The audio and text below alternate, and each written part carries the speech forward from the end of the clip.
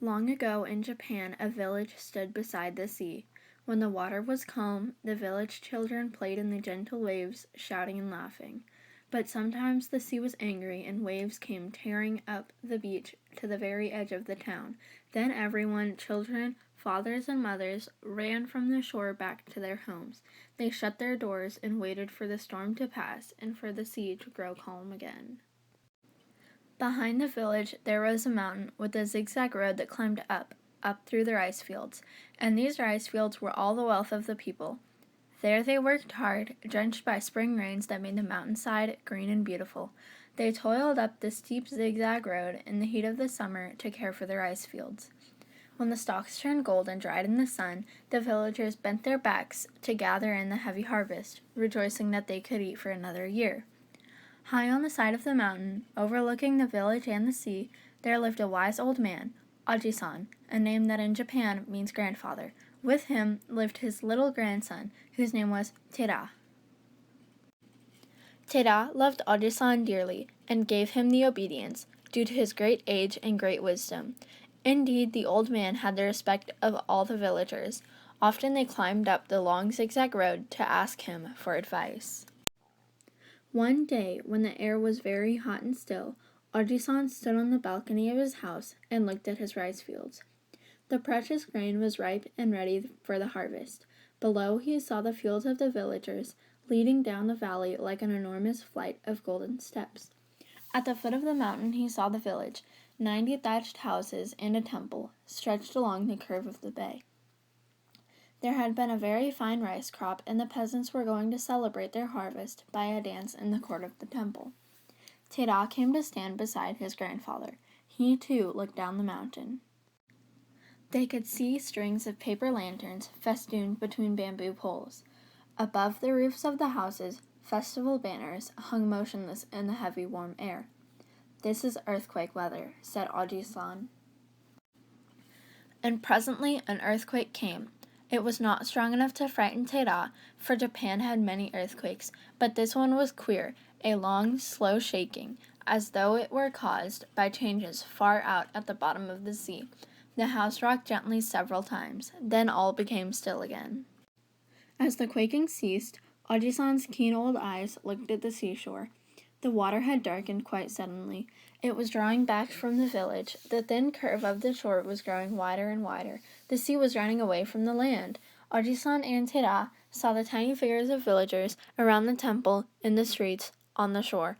Now all were gathering on the beach. As the water drew back, ribbed sand and weed-hung rock were left bare. None of the village people seemed to know what it meant. But Aji-san knew. In his lifetime it had never happened before, but he remembered things told to him in his childhood by his father's father. He understood what the sea was going to do, and he must warn the villagers. There was no time to send a message down the long mountain road. There was no time to tell the temple priests to sound their big bell. There was no time to stand and think. Aji-san must act. He said to Tera, "Quick, light me a torch." Tera obeyed at once. He ran into the house and kindled a pine torch. Quickly he gave it to Aji-san.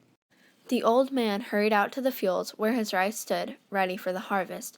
This was his precious rice, all of his work for the past year, all of his food for the year to come. He thrust the torch in among the dry stalks, and the fire blazed up.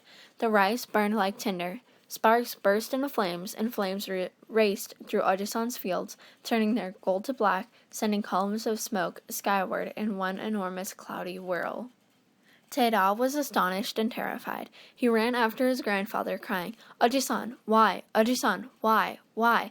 But Aji-san did not answer. He had no time to explain. He was thinking only of the 400 lives in peril by the edge of the sea.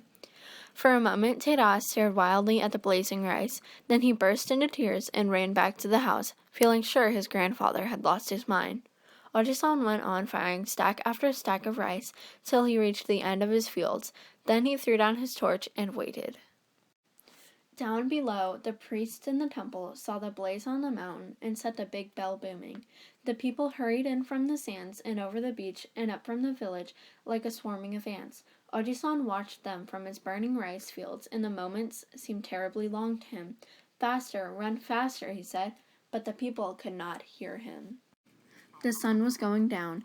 The wrinkled bed of the bay and a vast expanse beyond it lay bare, and still the sea was fleeing toward the horizon. Ojisan did not have long to wait before the first of the villagers arrived to put out the fire, but the old man held out both arms to stop them. "Let it burn," he commanded. "Let it be. I want all people here. There is a great danger."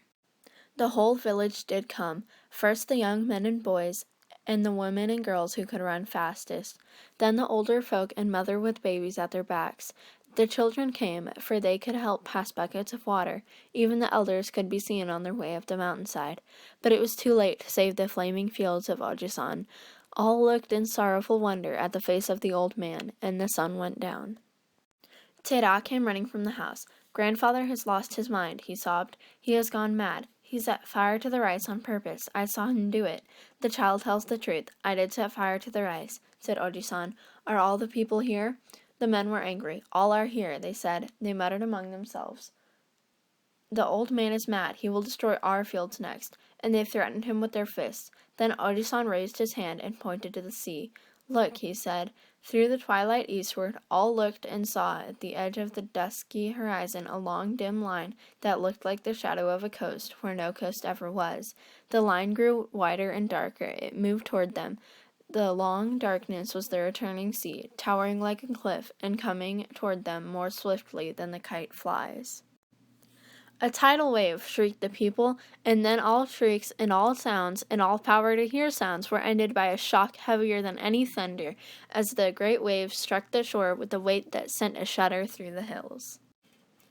There was a burst of foam like a blaze of sheet lightning. Then for an instant nothing could be seen but a storm of spray rushing up the mountainside, while the people scattered in fear. When they looked again, they saw a wild white sea raging over the place where their homes had been. It drew back roaring and tearing out the land as it went. Twice, thrice, 5 times the sea struck and ebbed, but each time with less strength. Then it returned to its ancient bed and stayed, still raging, as after a typhoon.